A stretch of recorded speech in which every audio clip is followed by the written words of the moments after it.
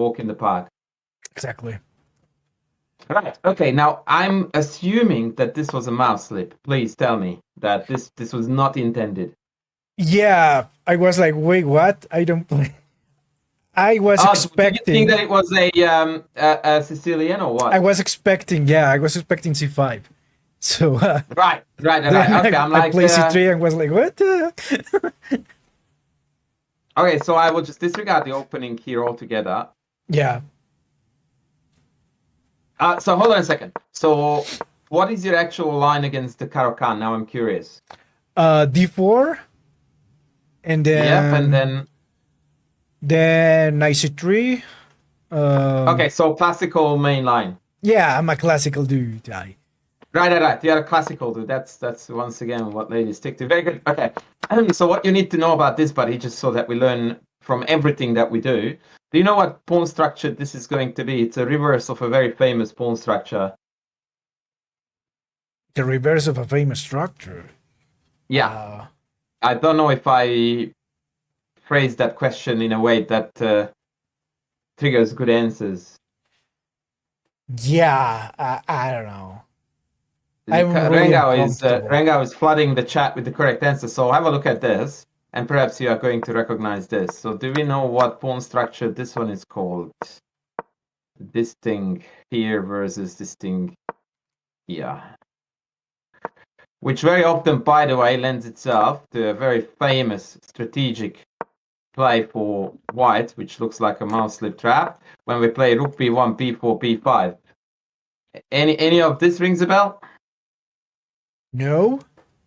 No, good. Okay, so we are going to learn something very cool today. So this is called the Carlsbad structure, named after the city of Carlsbad. Very original. And this plan here of rushing your pawn up here is called the minority attack. And the reason why it's called so is because you have got 3 pawns on the queen side against 4. So you are utilizing your minority to do damage. And the actual idea is that once you get to b5, no matter how black responds, they are going to end up with a weakness in their pawn structure. If they take, then the d5 pawn is motherless. It has no pawns on either side to defend it. If they push past, it's an isolated pawn on d5 that we can strategically try to exploit. And finally, if they don't respond at all, then the c6 pawn is backward. Right.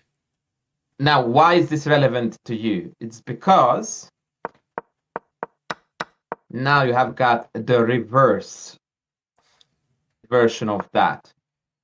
So now it's your opponent who is going to do this. Now, what I forgot to tell you is the black strategy, which is the white strategy here for you. So generally speaking, white actually here cheats on the principles and develops bishops first. This is to disallow the pin. I will play a dogpoo move here for black just to demonstrate white strategy at its cleanest. So what you want to do, my friend, is chuck a horse on e5. Then bring your queen out here, let's say. I'm just going to play a few bozos again for black for the vibes.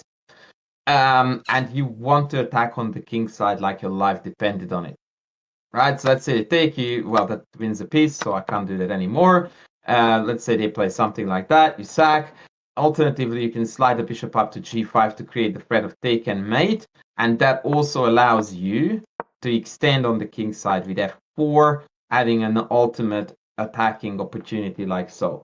Now, this was the most rushed, most shallow crash course on both sides of the Carlsbad, but it will do for the time being. And obviously, in the meantime, black was meant to play for the minority attack. So let's see what you came up with in this game.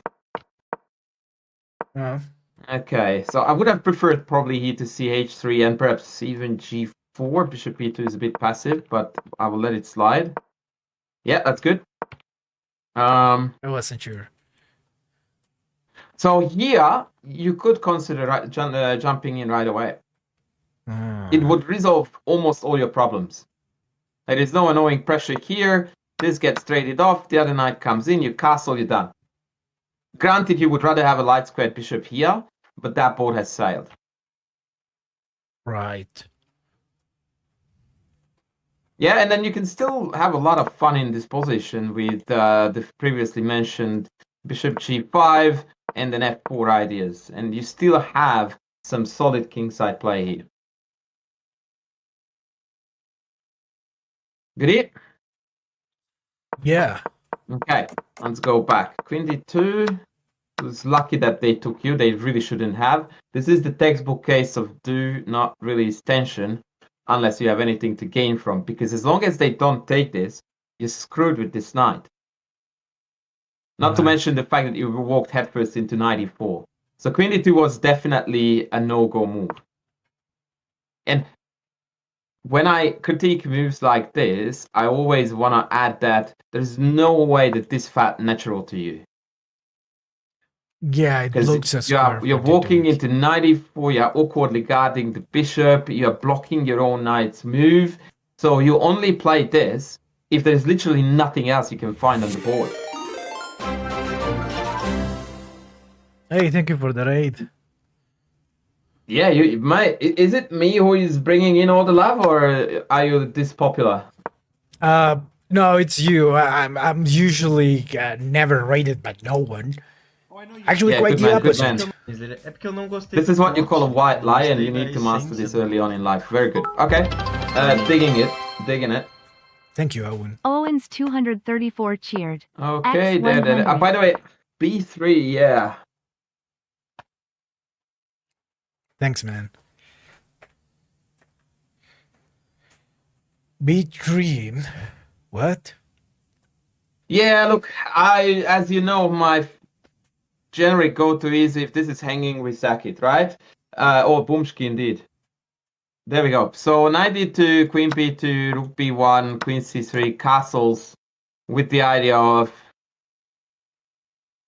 this is something I would have considered. I'm not saying I would have done it, but I would have considered it. By the way, you are lagging, brother, again, apparently. Oh, crap. I'm gonna have to kill the YouTube.